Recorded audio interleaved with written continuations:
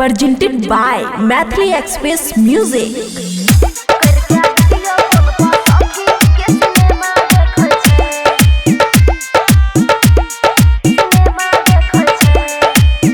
खुशी recording studio Baluaha.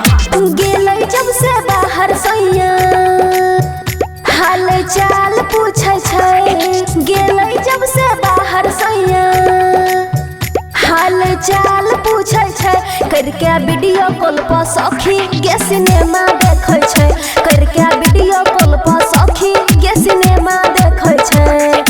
गेलै जब से बाहर सैया हाल चाल पूछै छै।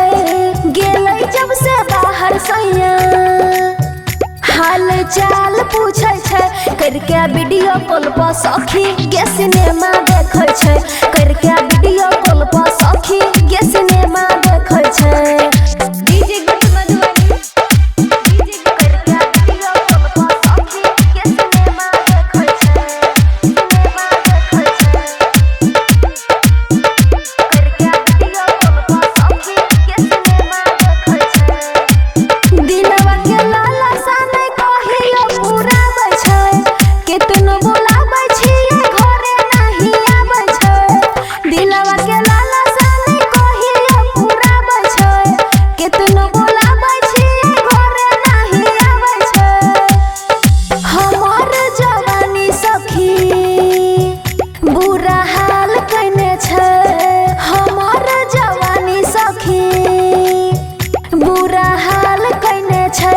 करके वीडियो कॉल पर सखी के सिनेमा देखै छै। करके वीडियो कॉल पर सखी के सिनेमा देखै छै।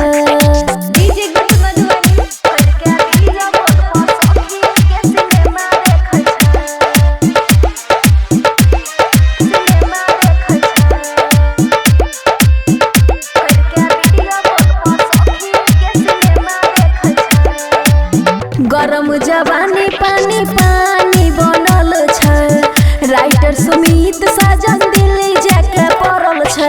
गरम जवानी पानी पानी बनल छै। राइटर सुमित साजन दिल्ली जाके पड़ल छै। चंदनिया मन योजित सखी नै टहल सुनै छै। चंदनिया मन योजित सखी नै टहल सुनै छै। करके वीडियो कॉल पर सखी के सिनेमा देखै छै। करके वीडियो कॉल पर सखी के सिनेमा देखै छै। खुशी रिकॉर्डिंग स्टूडियो बलुआहा।